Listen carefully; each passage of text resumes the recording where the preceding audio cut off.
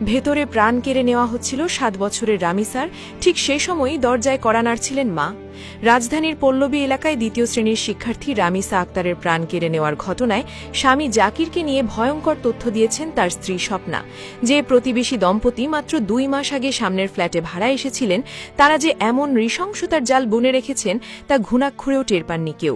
১৭ বছর ধরে একই ভবনে বসবাস করা একটি পরিবারের ৭ বছরের সাজানো স্বপ্ন নিমিষেই ধূলিসাৎ হয়ে গেল এক পৈশাচিক লালসার বলি হয়ে। ১৯ মে মঙ্গলবার প্রতিদিনের মতো সকালটি শুরু হয়েছিল স্বাভাবিক নিয়মেই। স্থানীয় পপুলার স্কুলের দ্বিতীয় শ্রেণীর মেধাবী ছাত্রী রামিসা আক্তারকে স্কুলে পাঠানোর প্রস্তুতি নিচ্ছিলেন মা। ঘড়ির কাঁটায় তখন সকাল 10:30, কিন্তু হঠাৎই দেখা যায় রামিসা নেই। উৎকণ্ঠিত মা মেয়েকে খুঁজতে খুঁজতে যখন পাশের ফ্ল্যাটের সামনে পৌঁছান, তখন সেখানে পড়ে থাকতে দেখেন ছোট্ট রামিসার স্যান্ডেল জোড়া। মা ব্যাকুল হয়ে দরজায় কড়া নাড়তে থাকেন, বারবার চিৎকার করে ডাকতে থাকেন প্রাণের সন্তানকে, কিন্তু ভেতর থেকে কোনো সাড়া আসছিল না। পুলিশের তদন্তে উঠে এসেছে এক বিভৎস সত্য। মা যখন বাইরে দাঁড়িয়ে সন্তানের জন্য ব্যাকুল হয়ে কড়া নাড়ছিলেন, ঠিক তখনই দরজার ওপাশে অন্ধকার ঘরে ওই অবুঝ শিশুটির ওপর চলছিল চরম পাশবিকতা।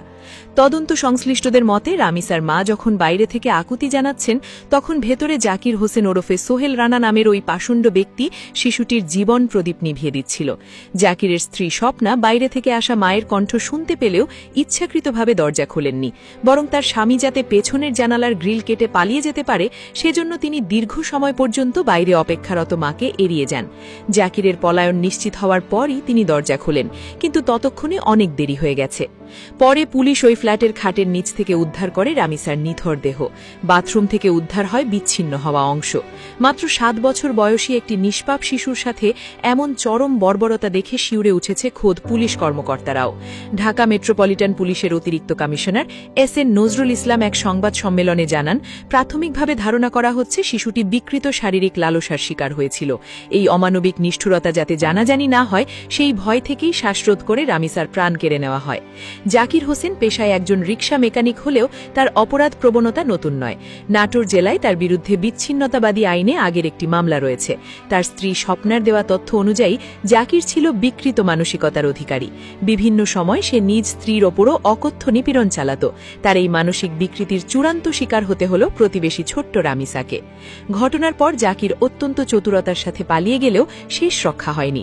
তথ্য প্রযুক্তির সহায়তায় পুলিশ জানতে পারে সে পালিয়ে নারায়ণগঞ্জে গিয়ে আত্মগোপন করেছে এবং সেখানে একটি বিকাশের দোকান থেকে টাকা তোলার চেষ্টা করছে। স্থানীয় পুলিশ এবং সাধারণ মানুষের সহযোগিতায় ঘটনার মাত্র ৭ ঘণ্টার মধ্যে তাকে গ্রেপ্তার করা হয়।